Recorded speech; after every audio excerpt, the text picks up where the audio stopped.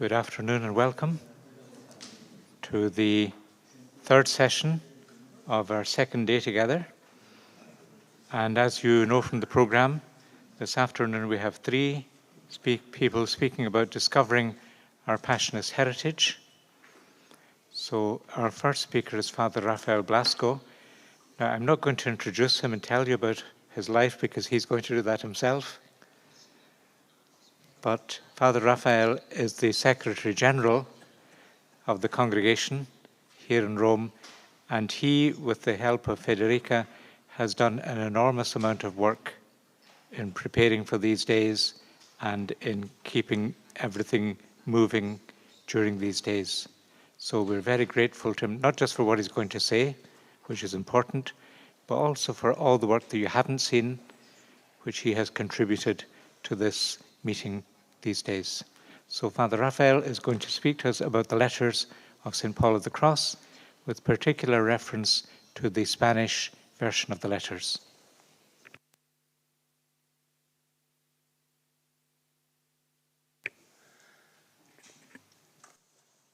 Muy buenas tardes a todos. Lo que pretendo de algún modo es simplemente decir el proceso de todo el trabajo que he ido realizando a lo largo de estos años para traducir y hacer asequibles las cartas de San Pablo de la Cruz en español. Y lo he hecho un poco pues, por medio de una especie de carta. Queridos hermanos y hermanas, espero que al recibo de esta te encuentres bien. Yo estoy bien, gracias a Dios. Así comenzamos las cartas en español. Hace tiempo que quería escribir una carta de este tipo, pero primero deja que me presente. No soy especialista en lenguas, no soy especialista en teología, no soy especialista en espiritualidad, no soy especialista en historia, no soy especialista en nada. Solo soy alguien con buena voluntad y con bastantes defectos. Nadie es perfecto y yo mucho menos. Como ves, mi currículum es maravilloso. Pero deja que vaya un poquito más atrás en la historia. La casualidad, el destino, la providencia hizo que un día fuese a estudiar a Zuera, en Zaragoza, un colegio de frailes. Algunos de estos frailes, pocos ya por aquel entonces, porque había pasado el concilio ese que llaman Concilio Vaticano II, iban vestidos de negro, con un escudo en el pecho y una cruz encima del corazón, y unas palabrejas en latín y en griego. La verdad es que aquellos frailes, los que vestían de negro y los que no, los veía alegres, entregados, dispuestos a hacer cualquier cosa por aquellos chavales que estábamos allí. Jugaban con nosotros, nos enseñaban, nos corregían, nos cuidaban, nos gritaban, nos castigaban, pero sobre todo nos acompañaban desde el punto de la mañana hasta el final de la noche. Y sobre todo, nos querían. En el altar mayor de la iglesia de ese colegio había un cuadro de un joven. Y un poco más atrás, a un lado, una imagen de otro más mayor. Los dos iban vestidos de negro, porque habían vivido antes del concilio ese, que llaman Vaticano II. Luego supe que el joven se llamaba Gabriel, como el colegio, y el otro Pablo. Fui creciendo, fui aprendiendo cosas, fui jugando, fui castigado, fui querido. Fui aprendiendo a querer. Fui conociendo más a los frailes, a Gabriel y a Pablo. Y me engañaron. Y me enviaron a Morrobale para hacer el noviciado. Y allí aprendí itañolo. Y me hice también uno de ellos. ¿Veis que voy vestido de negro? Estaba trabajando en Venezuela cuando me surgió la posibilidad de ir a Argentina para vivir la experiencia del Castellazzo, que se basaba en el diario espiritual de San Pablo de la Cruz, una experiencia importante, interesante.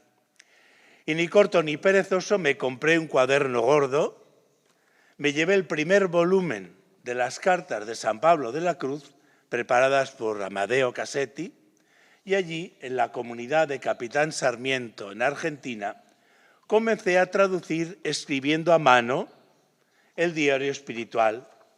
Si vais al primer volumen de las cartas, lo primero que encontráis es el diario espiritual de Pablo de la Cruz. Y se me ocurrió que podía continuar con la traducción de todas las cartas de San Pablo. Primero escribiendo a mano y después en Maracay, en Venezuela, una comunidad que ha cumplido hace poquito 70 años de vida, pasionista, pude conseguir un computador rudimentario, de los del MS2 todavía, porque en aquel entonces, en español, solamente había una traducción de una selección de las cartas que había hecho el padre Bernardo Montsegú y que se editaron en 1968, una edición homenaje de las 3 provincias españolas con ocasión del primer centenario de la canonización de San Pablo. Cuando empecé, allá por el año 1992, había 5 volúmenes de cartas en italiano, que ya conocéis, preparados los 4 primeros volúmenes por el padre Amadeo Cassetti y el 5º por el padre Cristoforo Chiari. Y estaban agotadas, ya no había ejemplares en papel de las cartas de San Pablo.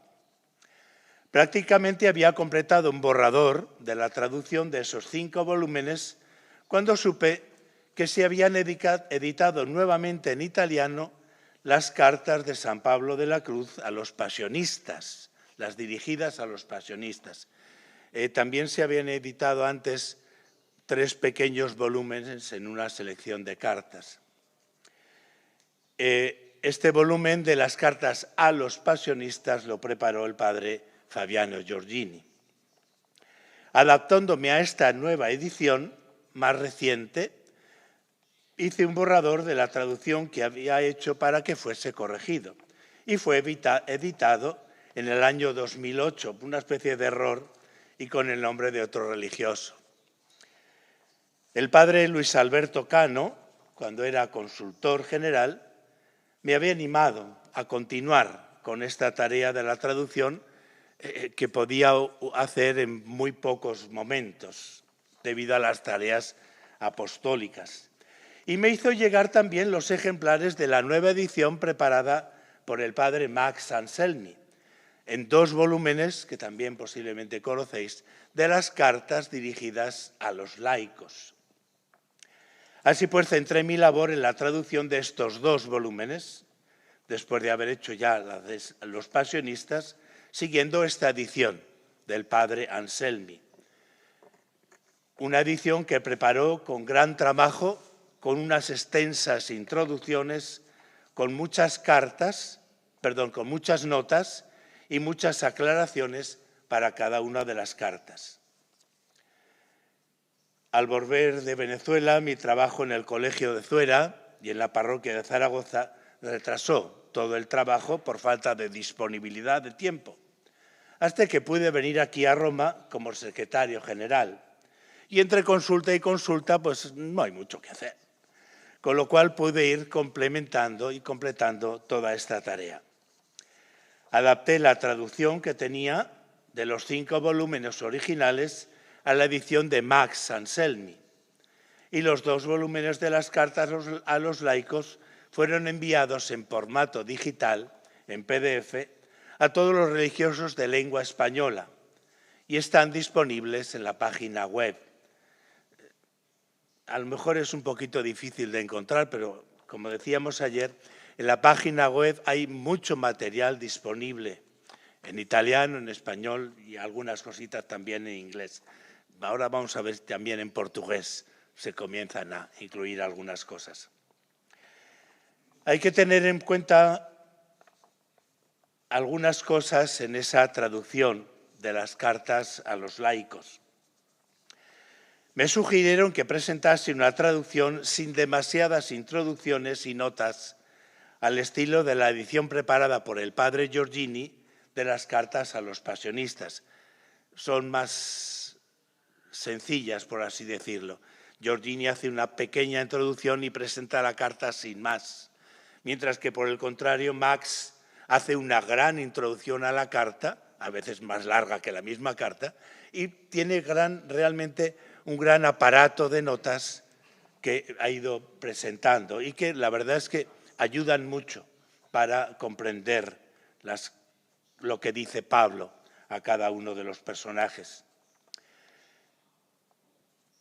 Se incluyen al principio del primer volumen las traducciones también de las introducciones de los padres Max y Adolfo Lippi, que están en esa edición, en ese primer volumen. Para las introducciones de cada carta, en la traducción en español, simplemente abrevié las introducciones que ya hacían Cassetti y Chiari.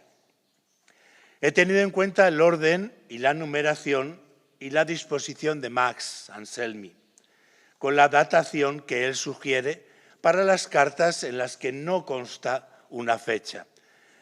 Christopher señalaba que hoy, hablando de algunas cartas sin fecha, Max ha buscado introducir o buscar o señalar al menos una fecha aproximada, ubicándolas dentro del conjunto del resto de las cartas dedicadas a cada uno de los personajes. Para la mayoría de las notas, soy deudor del trabajo de Max, un trabajo inmenso de investigación muy bien elaborado. Puede tener fallos, evidentemente. Nadie somos perfectos. Solo he mantenido en nota la traducción de textos latinos, especialmente de los textos bíblicos. Christopher esta mañana decía que en inglés no están señaladas los textos, las citas, cosa que en el volumen de Giorgini sí que están entre paréntesis cuadrados, y Max aporta también incluso la traducción de los textos latinos, señalando también muchas citas bíblicas. Solo he mantenido en nota la traducción de textos latinos, como digo, aunque los que más se repiten solo los pongo en nota cuando aparecen por primera vez. Y los he señalado en un apartado al principio también de siglas y locuciones latinas que va repitiendo numerosas veces Pablo. El Jesus autem tacebat, que decía esta mañana Christopher, lo repite muchas veces en numerosas ocasiones. Y así otros textos también, como alimentarse de la voluntad del Padre y cumplir siempre la voluntad del Padre. Ahí pues son textos que pues no lo incluyo en nota si no es en la primera vez que aparece. Traduttore, traditore, menos los de allá arriba, es lo último que quisiera ser, traidor a lo que hizo Pablo. Pero en la traducción me he tomado también algunas libertades, ¿verdad? La mayoría de los superlativos que usa Pablo mucho, ísimo, ísima, santísimo, santísima, los he abreviado. En vez de poner muy reverendísimo, pues a lo mejor suelo poner muy reverendo o el santísimo. Hay algunas cosas que permanecen, ¿verdad? Dependiendo del contexto, pero habitualmente los ísimos en nuestro lenguaje español hoy en día ya pues no tienen mucha razón de ser. Pues amarísimas penas, pues los he traducido por muy amargas penas, ¿no? Para facilitar un poco también una lectura lineal y para no hacer pesada esta lectura. También me he tomado la libertad de acortar largos y enrevesados periodos de algunos extensos párrafos que Pablo redacta, dividiendo las largas frases compuestas en frases más cortas y más simples, legibles y más inteligibles. Creo que siempre he mantenido el sentido original, aunque favoreciendo sobre todo a la lectura. De manera que sobre todo los laicos, a los que van dirigidas las cartas, pudieran también tener acceso a esta lectura más sencilla, menos enrevesada, menos rebuscada que hay en el original italiano. Para tener alguna visión completa del epistolario de algunas personas, he añadido las cartas que recibieron tras su cambio de estado. Por ejemplo, Max, en sus cartas a los laicos, cuando presenta las cartas de Francisco Antonio Appiani, la mayoría de ellas las ha recibido siendo laico, y al final añade 2 o 3 que recibió siendo religioso. Las ha añadido en nota. Sin embargo, por ejemplo, de Tomás Fossi presenta todas las cartas que recibió siendo laico, pero hay un grupo de cartas que recibió ya siendo sacerdote y siendo religioso, que Max no recoge, pero que yo, para facilitar la comprensión de todo el proceso de la persona, pues he añadido en la traducción, teniendo en cuenta que así se puede leer todas seguidas. Al final de la traducción del segundo volumen se incluyen también algunas referencias biográficas de los destinatarios de las cartas, al estilo de la que se presentan las cartas a los pasionistas preparadas por Giorgini, siguiendo las notas de Max Anselmi. Giorgini los pone todo al final, un breve reseña biográfica del personaje, mientras que Max lo incluye al principio de las cartas dirigidas, lo añade en nota. Yo, siguiendo un poquito la versión de Giorgini, los he recogido al final. También están señaladas el índice de las correspondencias entre la vieja edición de Cassetti y de Chiari y la nueva edición, y el cuadro comparativo con las antiguas ediciones, junto con el índice cronológico de las cartas a los laicos y el índice analítico. Hay que contar, por ejemplo, que Christopher en su texto señala la fecha de la carta, porque en la versión inglesa no están recogidas al estilo de Chiari y de Cassetti, recogidas todas las cartas de un personaje, dirigidas a una persona concreta, mientras que en la versión inglesa están recogidas las cartas cronológicamente. Por eso ellos, siempre que citan un texto de una carta en inglés, citan la fecha correspondiente a esa carta. Cuando hay estudios en italiano o en español, la mayoría de las veces se cita con la sigla LET, indicando el volumen y la página. Bueno, luego aportaré alguna sugerencia.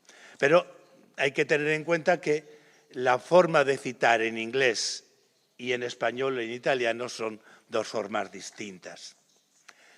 Por el momento, mi traducción es una traducción exclusivamente digital, por lo que siempre está abierta a posibles sugerencias y posibles correcciones.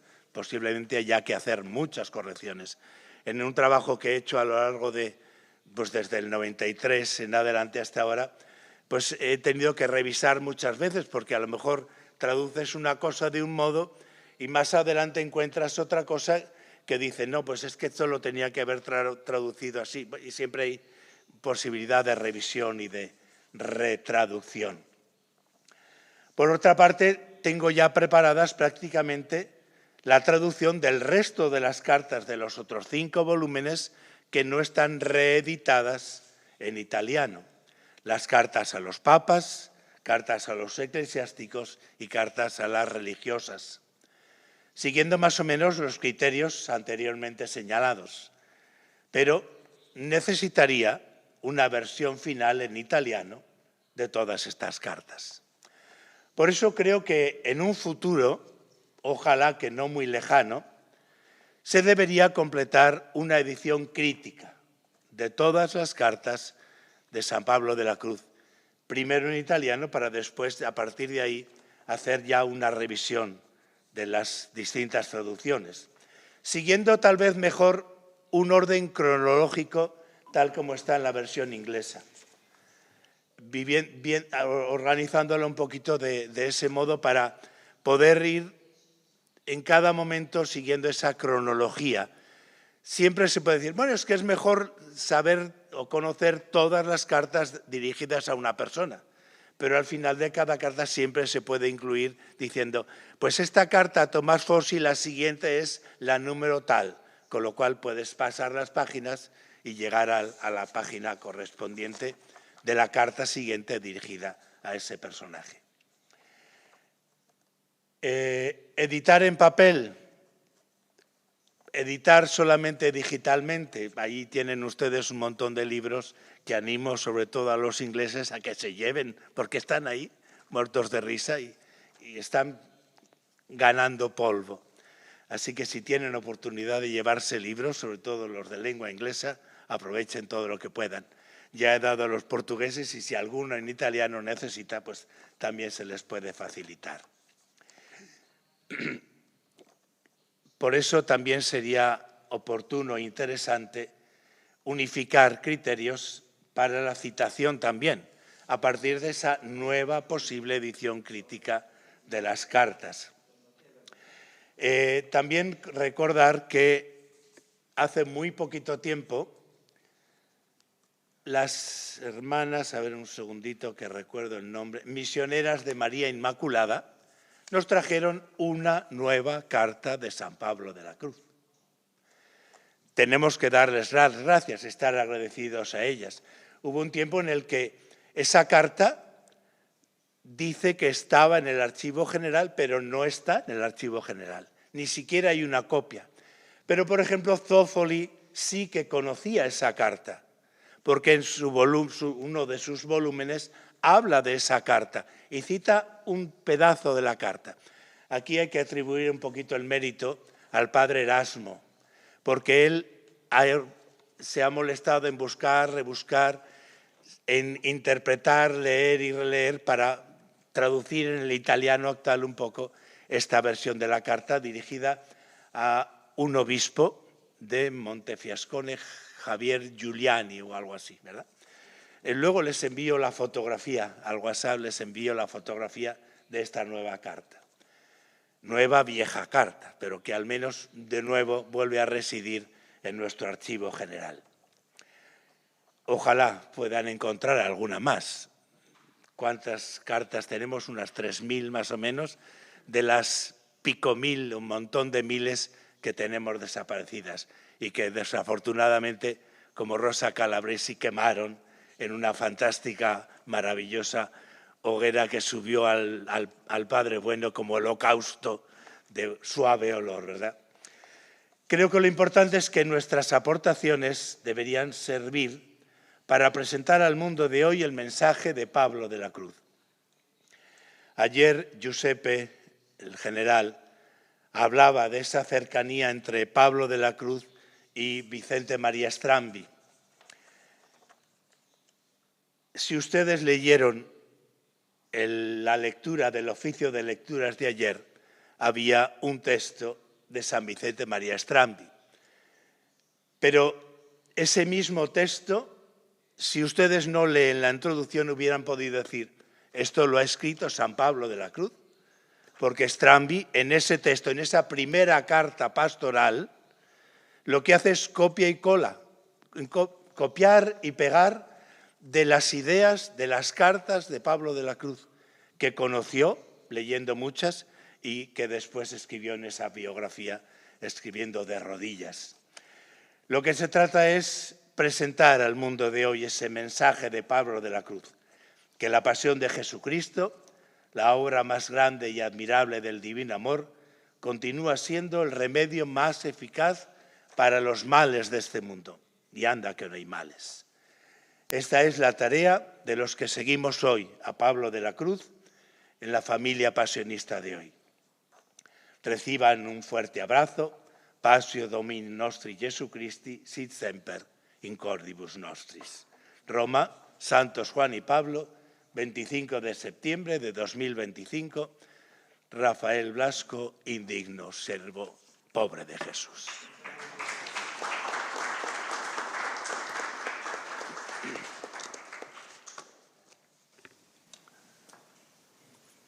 Thank you, Father Raphael. We're going to continue with the next speaker, and then after all three have presented, we'll have time for responses.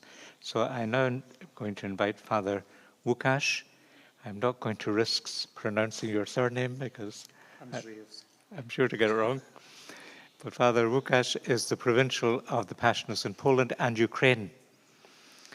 And a lot of his life in recent times has been taken up in caring for and supporting the work of the Passionists in Ukraine.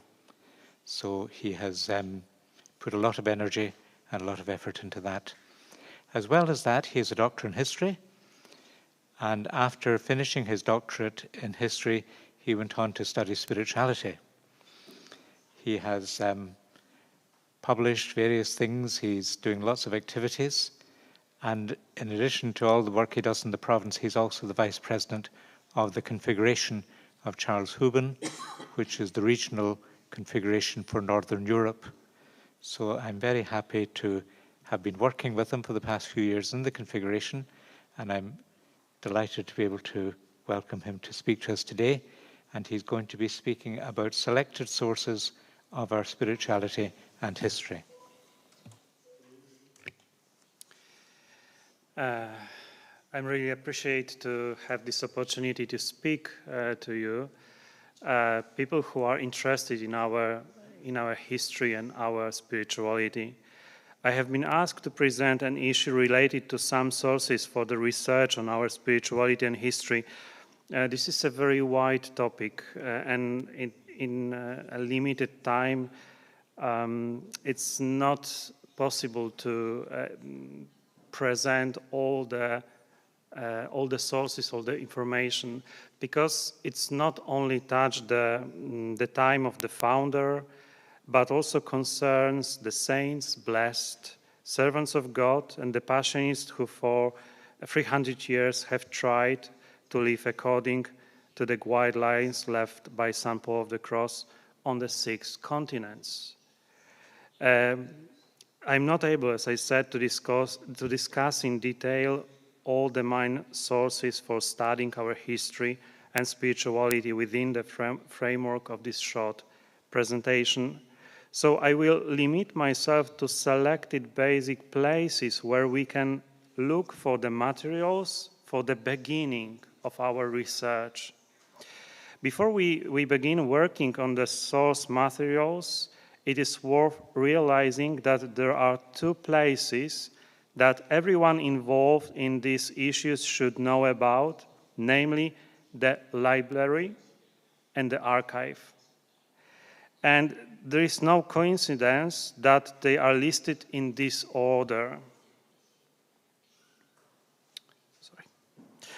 The library is the first place we should go when planning to undertake research.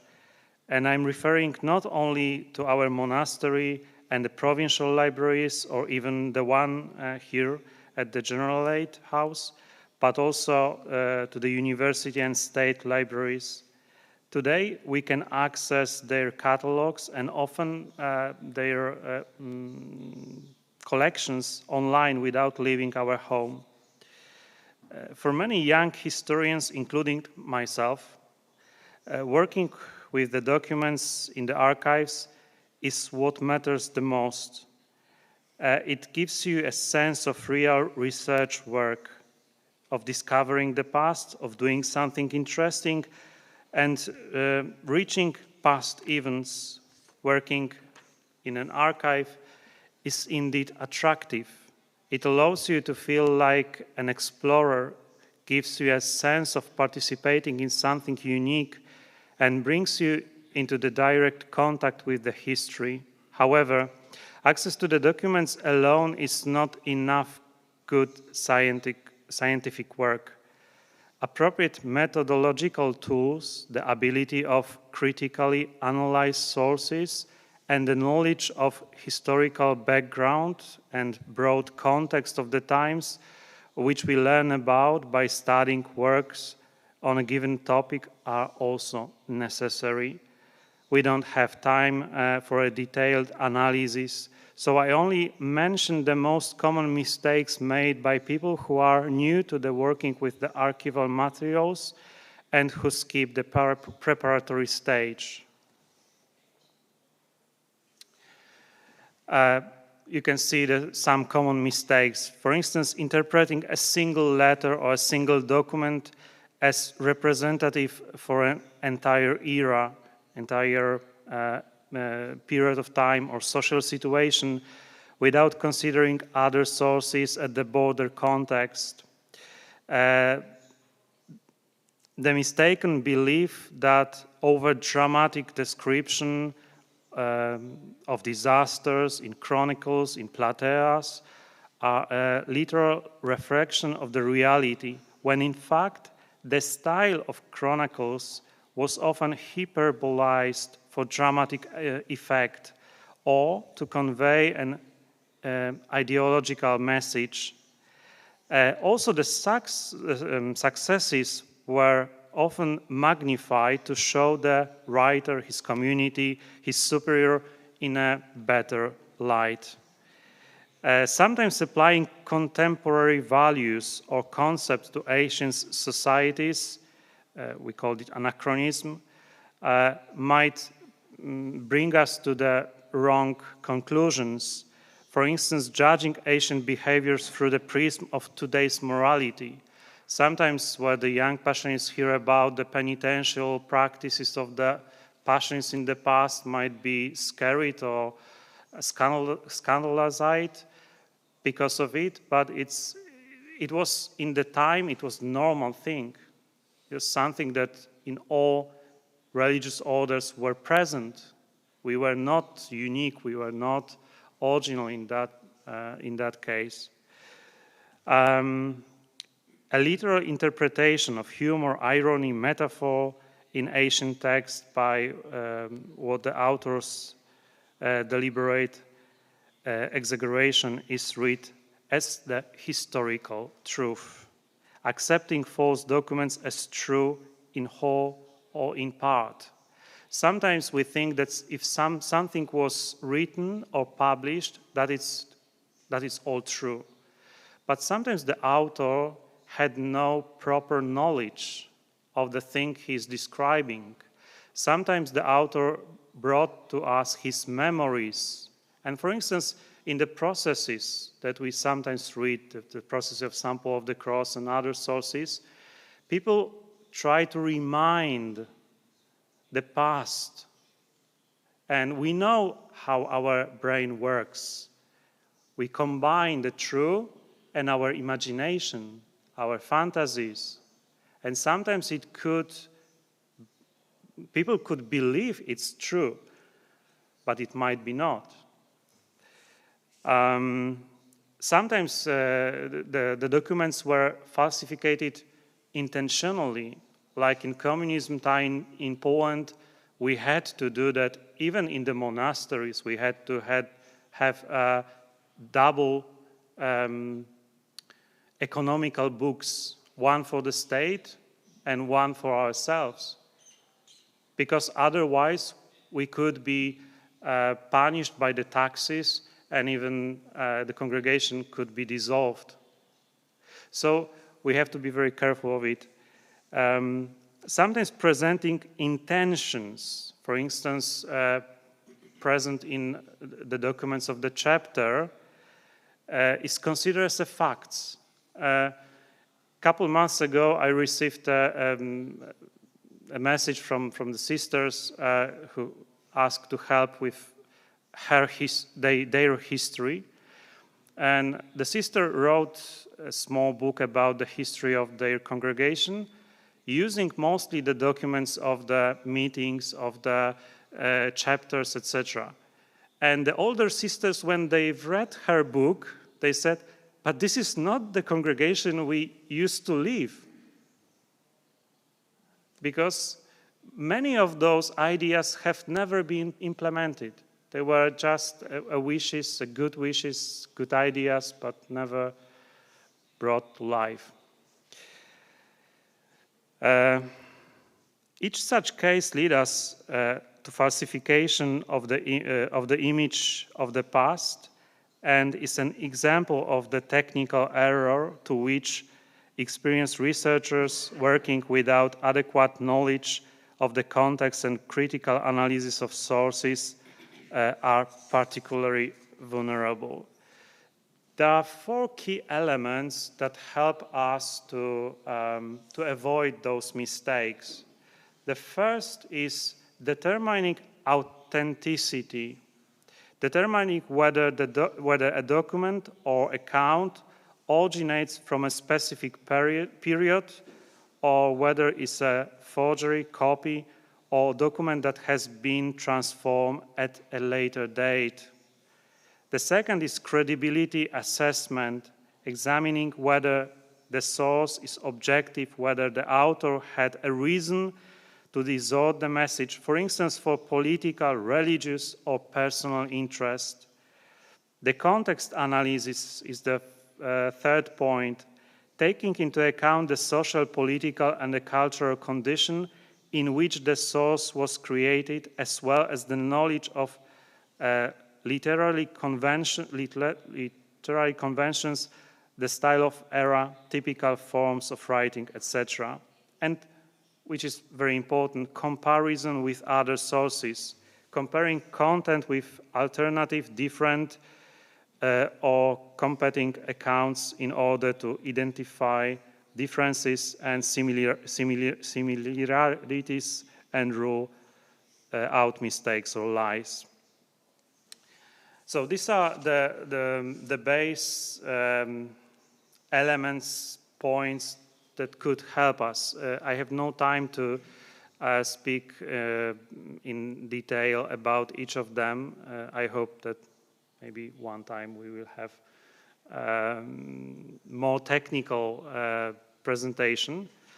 But at least those 4 key points, I think, could help for those who try to analyze the documents. And you might think that if you are not a historian, but you are a theologian, you are using the text, you are using the published books, you don't need to think about it. But it also should be considered by the theologian. We also, as a theologian of the spirituality, works on the source documents. And even if it is published, there could be mistakes. There could be mistakes in the translation. We had the previous presentation of Father Raphael about the translation of the letters of Sample of the Cross. This is a very big and very difficult task, and always the translator gives his interpretation. So while, especially foreigners, trying to make a research on Sample of the Cross, we always have to have some basic ability to read in Italian, in the original language. I'd like now to present very quickly some primary sources on Sample of the Cross. I describe it, and probably you will receive it in some way. So it's not necessary to describe them because most of them we know. So it's a spiritual diary, the first writing, the first thing that Sample of the Cross wrote. Passionist Rule, with all its editions, the letters of the founder, the sermons and meditations. This is something that we didn't mention, but while you would go, or you were in the archive, you probably could see the file with those sermons and meditation of Sample of the Cross, even if they are not very original, and Sample of the Cross used another resources to in his sermons and in his meditations. Those texts could help us to understand his kind of thinking, kind of presenting the themes to the people. And two other documents that weren't mentioned before in this day or yesterday, which is Regolamento Comune. The text was written to the Passionists and shows a will of the founder how he'd like to organize our life, which is also very important to know better, St. Paul of the Cross and our life. It was quoted by Father Mario about the solitude walk. And the last one, which I loved the most, is Notizie. So the short information about the congregation sent to the people who were involved in vocational discernment of the young people. And it shows how the founder what was the desire of the founder of the congregation, but also shows the evolution of our congregation. There are also the secondary sources and testimonies, especially the testimonies of the witness in the beatification and canonization process. And as we heard just before this session while we were visiting the archive, some of them were published, but some of them are still handwritten, and they are now digitally scanned, so you can have the digital copies and you can study also this unpublished part. Certainly there are annals of Father Cioni, and I'm really appreciate for the new edition which was done by two of our fathers, Father Max Anselmi and Father Michele, which is very good comments, very good introduction to this text, and I'm really appreciate to have this. And the last important secondary source is the Vita del Venerabile Servo di Dio, Paolo Della Croce. So the biography written by St. Vincent Strambi. But there are also other valuable sources for our history, and some of them we have available online, but not many researchers try to read those documents or use it in their works. The first one I'd like to mention is Bollettino della Congregazione.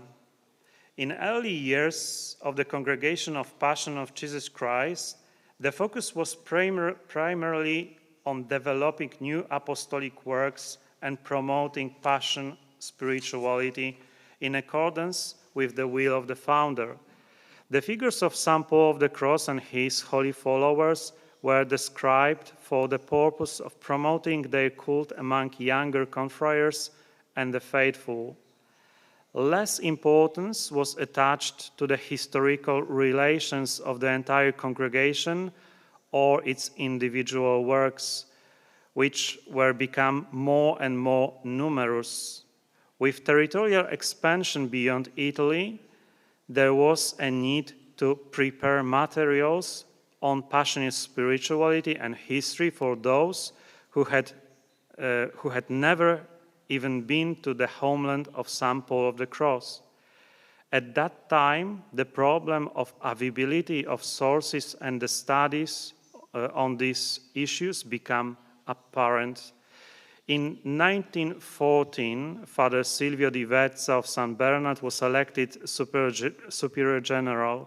He spent part of his life in Belgium and France. With his solid education and insight into the situation of the religious outside Italy, he understood the need for better communication within the congregation itself, which during his term expanded to China, Germany, and Poland. After the celebration of the 50th anniversary of the canonization of St. Paul of the Cross in 1917 and the 200th anniversary of the congregation, he initiated the publication of the Bulletin of Congregation, Bollettino della Congregazione. This periodical was published between 1920 and 1929, and it is an important source of information on the history of and spirituality of the Passionists. We also owe to Father Silvio the involvement of Father Amadeo Cassetti in collecting and publishing the letters of St. Paul of the Cross. So the bulletin was the official journal of the congregation for those years and contains a lot of valuable information from all over the world where the Passionists were present. On the photo you can see a couple of pages. We can find there, for instance, the meditation, the sermons of St. Paul of the Cross, reports from various Passionist activities, chronicles of the jubilees, professions, ordination, death, beatification, canonization, reports from the mission, news from various provinces and religious congregation, biographies and commentaries of the Crown Friars. The continuation of Bulletin was Acta Congregationis. After being elected Superior Father Leon Kierkeles, he continued the work begun by his predecessor, and he tried to make this journal, this publication, more official. So it received the more official name, but it still contains a lot of interesting information, not only for historians, but also for those who are involved in studies of theology and spirituality. I don't have the time to present all the contents of these resources, but you can easily find it on our website. The main problem is those resources are written both Bullettino and Acta in Latin and Italian. But with today modern utilities, I think that we are able to at least find the right way to make use of it, even if we don't have a very deep knowledge in those languages. The one thing I want to add here, that the big help for those who'd like to use those resources would be the catalog or the list of the article of subjects mentioned in these publications. The last materials, which are also the last sources that are also interesting, especially for those who, like me, works on the local history of the Passionists, are Ceni Necrologici, that contains the necrology of the Passionists who died in our congregation. And you can find their basic information about our brothers from the past. Unfortunately, they are not available online, but maybe in the future also this resource would be available. As I said, you can find a lot of this information on our general website.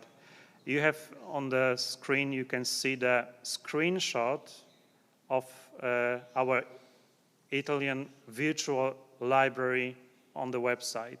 And if you switch the language, we have 3 languages now. It's English, Italian, and Spanish. You will find other kind of materials presented in the languages, in the 3 languages. Certainly, we can find other valuable resources through internet.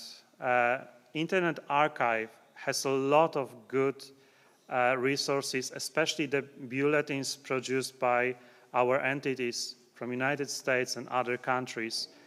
Also, Google Books offer us the opportunity to read the scanned version of some books written by the Passionists. For instance, Stramby, I think that even Barbary or maybe. So we can find a lot of resources online. And last thing, very short, in very short way, I'd like to present are the archives. Some researchers tend to not make the effort of going to the archives. They based on the online sources, but it's not enough. If you'd like to make the profound research, you have to go by yourself to the archive. Even if the archive has its online internet catalog, it's always good to meet the person responsible for the archive, because those persons are usually very devoted to their work, as we have in between us Eunice, our archivist. She's very good in her work. She's very helpful. So if you'd like to work in our archive, this is the first, your first step should be to meet her. Because the catalog shows you more or less what you have there, but finding a particular document is sometimes a very big and very long task. We have a couple levels of the archives. We have a couple level of the archives, and I only just want to point out the most important. Certainly our General Archive here in Rome. We have our provincial archives, archives of particular monasteries, or our activities, etc. We have ecclesiastical archives, state archives, and the private archives. Sometimes we forget about the last one, which are also interesting because some documents we can find there. I'm out of time. Thank you for your patience.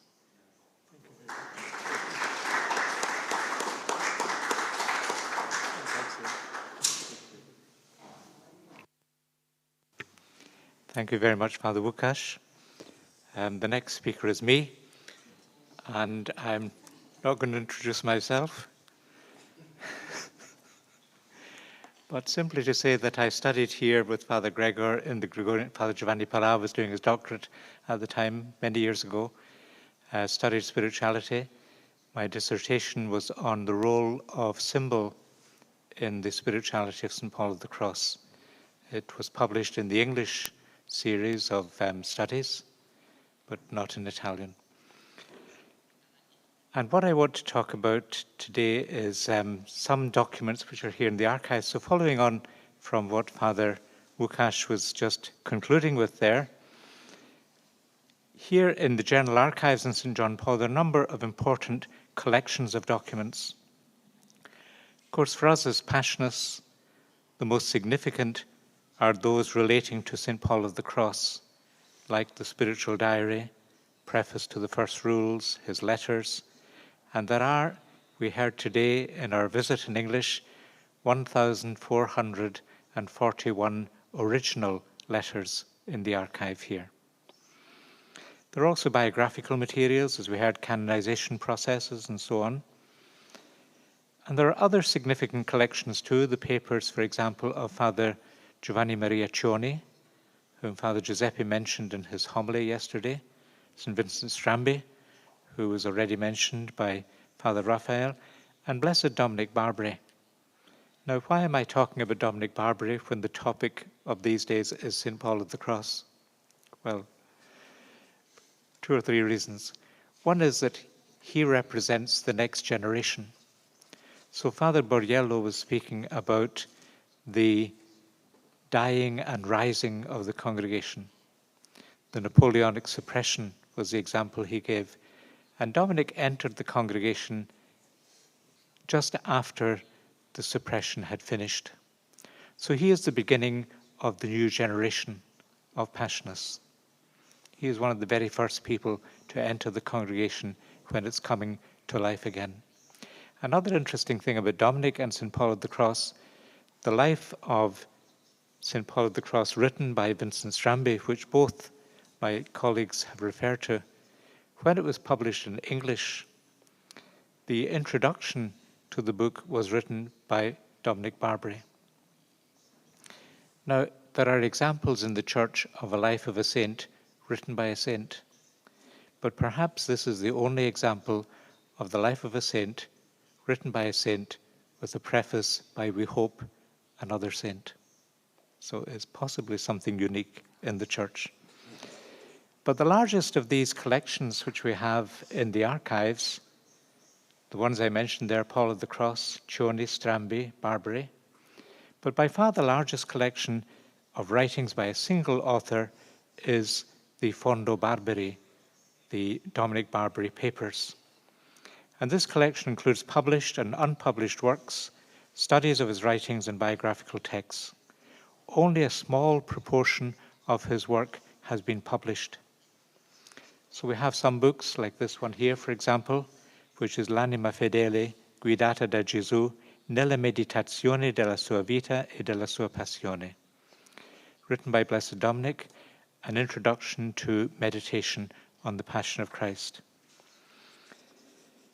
Some of his spiritual writings have been published in the series, the Quaderni Verdi, although the two spiritual volumes are not Verdi, they're yellow. But there are some of his works published in that series also. But as I say, most of his work is not in publication. Among the studies which have been made of the writings of Dominic, and this is a sketch taken from life when he was in a church at a cathedral in London. He was there for the consecration, and an artist was there and sketched this from life. So that's what he looked like, in fact. But we have, for example, the thesis of Father Giovanni Pella on the ecumenical spirituality of Blessed Dominic. Father Giovanni is there. We have the dissertation of Father Emanuele Zippo, who is here also, on the dogmatic ecclesiology of Dominic. Father Mario Capitanio did a thesis on his Mariology, and there was also the thesis of Father Domenico Curcio, and much work done by Father Adolfo Lippi also in communicating the writings of Dominic and making known his teaching. Father Gregor Lenson, whom we heard this morning, wrote also on Dominic and Newman, and Father Marco Staffolani, who is at the other end of the room, is working at the moment on some text about Blessed Dominic. If I've omitted anyone who is here, I apologize, but those are just some names which came to mind. Now, various bibliographical studies have been made, and perhaps the earliest of these was in the Positio of Canonization, where they had to list what they thought were all his writings. A fuller and more detailed list, which you see the cover of there, is a handwritten listing of his work done by a Dutch Passionist, Father Francisco Severius Janssen, in the 1960s. And this handwritten catalogue is a notebook of 280 pages. There you can see some of the pages. It includes a chronology of Dominic's life, a list of manuscripts in chronological order, and a detailed list of Dominic's letters, both those preserved here in the General Archives and also those in England and other places. There are also biographical studies. Sorry, I lost my place there. As well as the study made by Father Janssen, the most complete and detailed one is that of Father Mario Capitanio. Now, his typescript, which he did when he was preparing his doctoral thesis, gives a very complete listing of the writings of Dominic, which are extensive.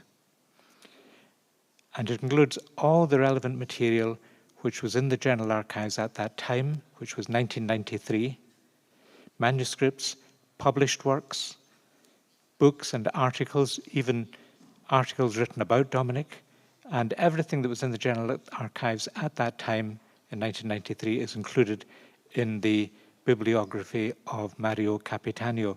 So that's essential for the study of Dominic. Father Emanuele Zippo, in his dissertation, notes that already in 1983, Italo Tarco had written to Fabiano Giorgini giving a list of what he thought were the major works of Dominic, which should be published.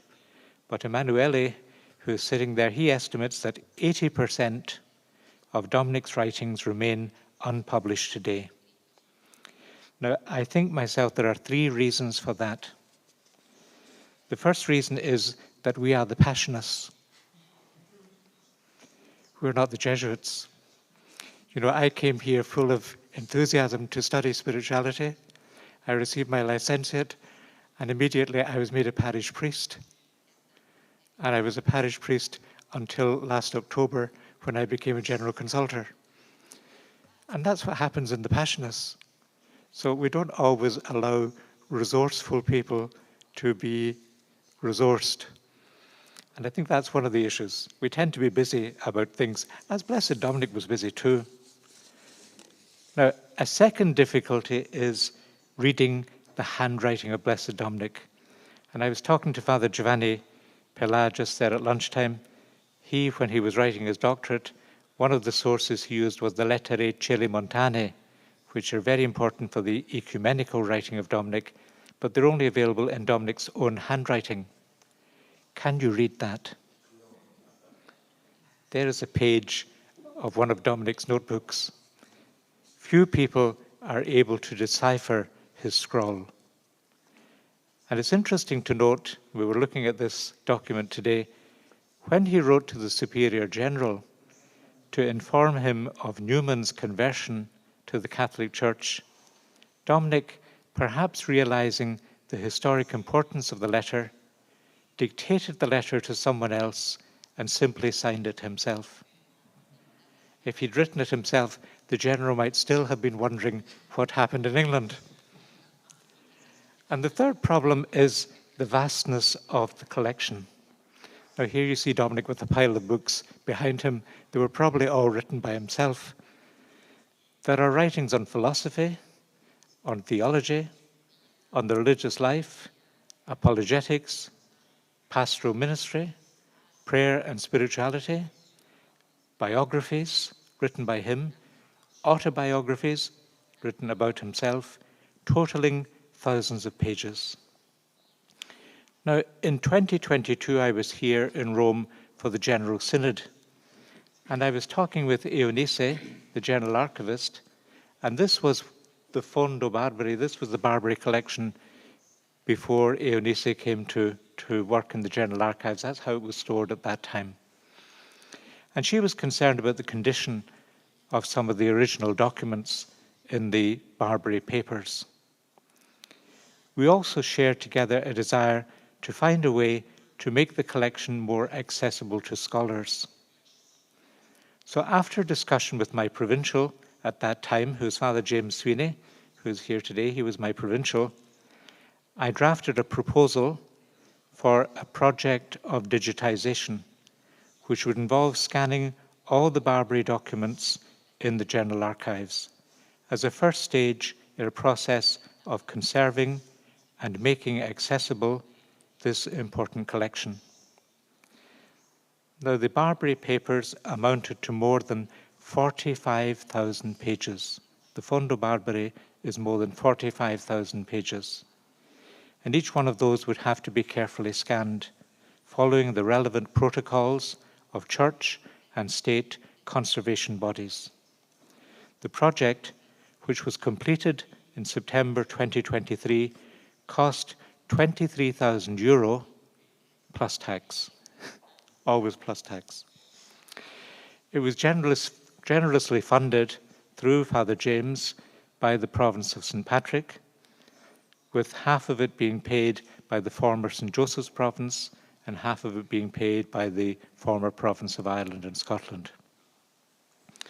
We now have, for all of those pages, images. So for each one, we have 3 images. We have a TIFF image, we have a JPEG 300, and we have a JPEG 150 image of each of the papers in the Barbary collection. And also, Eunice created a database catalogue of the collection which goes with those images. But now that we have 45,000 images, what do we do with them? Digital versions can be made available to scholars.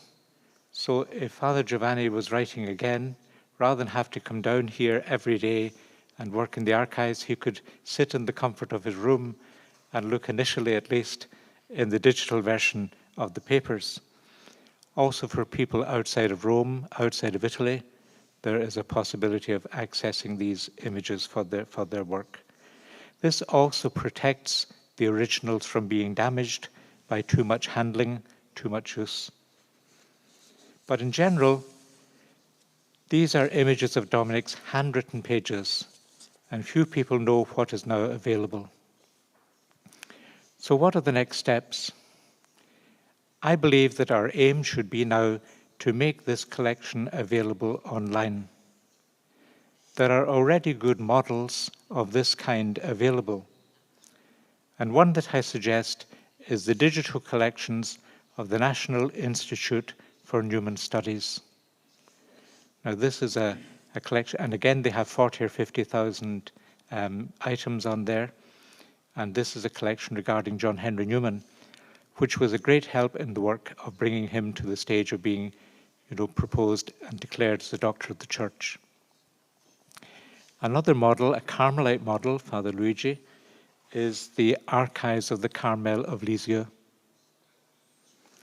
And here is another digital archive which gives you access to images of original documents and to other related materials.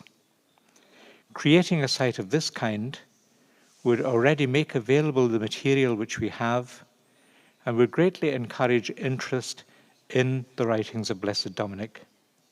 Now here are the two addresses there for those two websites if you're interested in following up.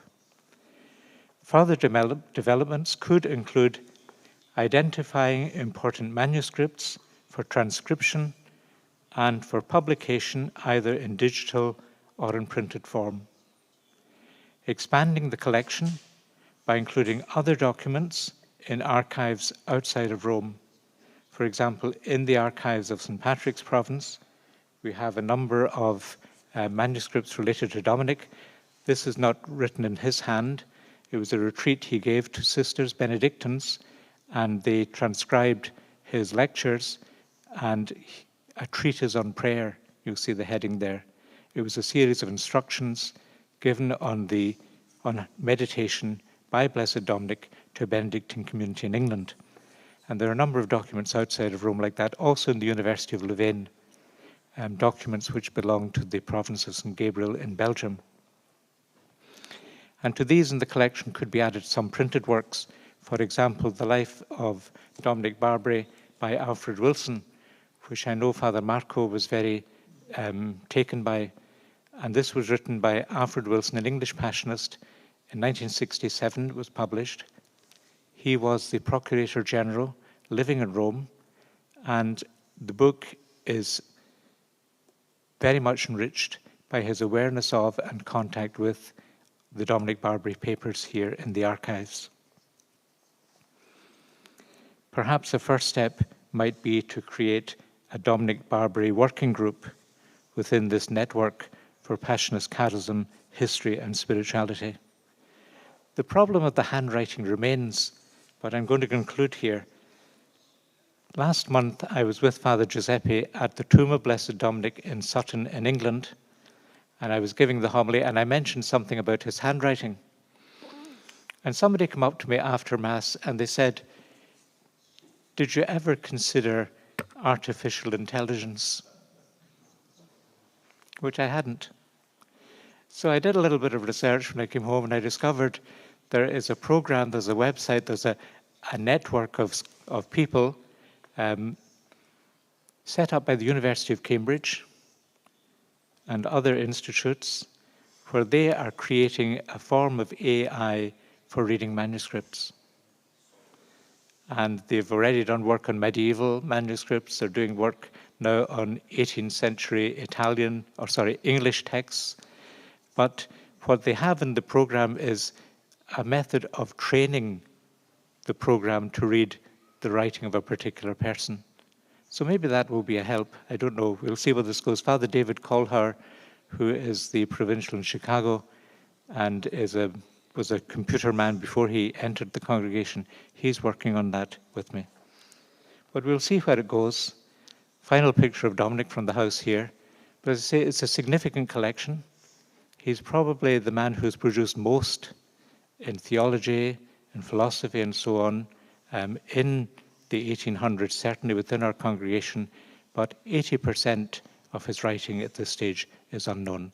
So if you're out there and you're interested in this, let me know. Thank you.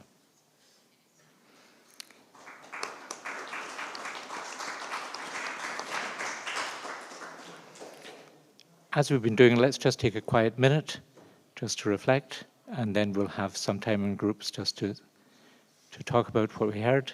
So think, what did I hear? What spoke to me? What is my response? Is there anything I want to say or to ask?